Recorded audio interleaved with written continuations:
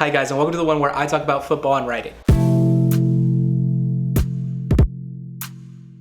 Alright, so if you followed along in my NaNoWriMo vlogs, you probably know that I'm kind of into football. With that said, I also love writing. If you didn't know, there was a really big football game that happened over the weekend, something called the Super Bowl. So I thought I would take some lessons that I learned from the Super Bowl and mold those into lessons for writing. And even if you know nothing about football, I'll break down the basics of what I'm talking about when it comes to the football aspect of the writing tip that I'm giving. Football is broken up into 4 quarters and they stop play in between each quarter. So I'm going to give a writing tip for the parallel of each quarter during the game. So quarter 1 of the Super Bowl was marked by the fact that neither team scored any points. And what happened was something that's called a field position battle.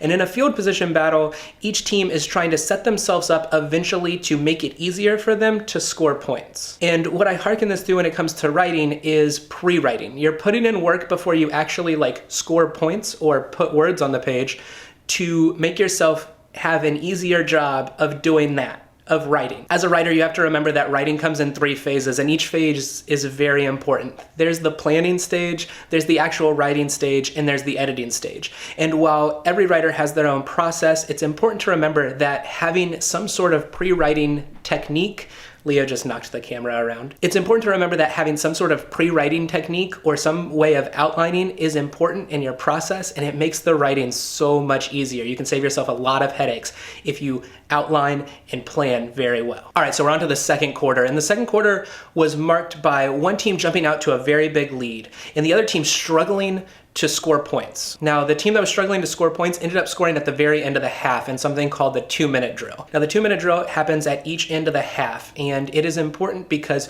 you only have 2 more minutes to score. So it's really important, and good teams can usually move the ball in the 2-minute drill. The 2-minute drill is also marked by the fact that it's very high-paced. You don't waste time, you don't take time to call extravagant plays. I would like to parallel this in the writing tip that sometimes you just have to vomit words on the page. Sometimes when you're in a downslide, it's not working for you. Sometimes it's just better to throw words out there and see what comes. And it doesn't always work. It's not always going to give you good words. It's not always going to be something that stays in your story necessarily, but getting those juices flowing and actually typing and getting words on the page sometimes can flip the switch in your brain so that you're able to see some sort of progress. You're able to see points on the board, and that can give you hope that, hey, I can get more done and I can actually finish this thing. All right, so quarter 3 was marked by one team missing the easiest point to get in all of football. It's called the extra point. So after you score a touchdown, a team is given the opportunity to kick a field goal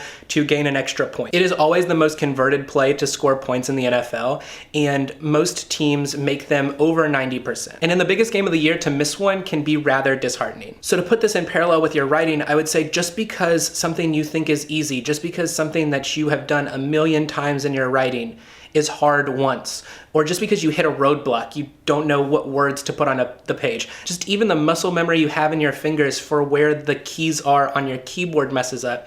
It's not something to be discouraged by. You have to keep trucking. That team did not come out for the 4th quarter because they missed an extra point. They kept fighting. All right, so now we're on to the 4th quarter, and the 4th quarter is, in some people's mind, and history may see it as the best quarter of football that's ever been played. A team that was down so many points that no team in the Super Bowl had ever come back from a deficit that big, came back and tied the game in the 4th quarter. Now, this one is pretty obvious. The lesson here for your writing is never give up.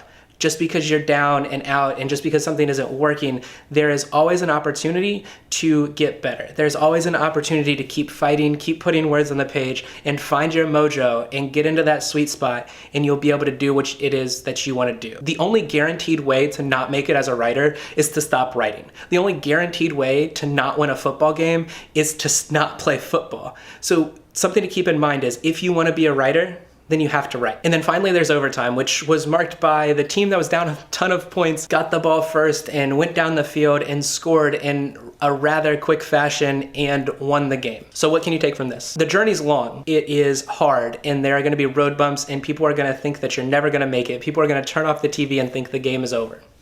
it doesn't mean it's over. You still have an opportunity to win. You still have an opportunity to make it. So no matter what the deficit is, no matter what you're up against, you have to keep trucking. All right, guys, that's all I have. Those are my 5 quick tips for writing and the Super Bowl. I hope you enjoyed it. Thank you so much for watching. If you liked this video, please hit that like button. They're super awesome and they make me smile. If you like what I'm doing here, please hit that subscribe button. You can follow along in the journey. If you have any questions, comments, concerns, if you hate the Patriots or you hate the Falcons, or you want to talk football, you want to talk writing, you want to talk anything, feel free to leave them down in the comments below. I appreciate you guys so much. Thank you for watching. I will see you guys again soon. Bye.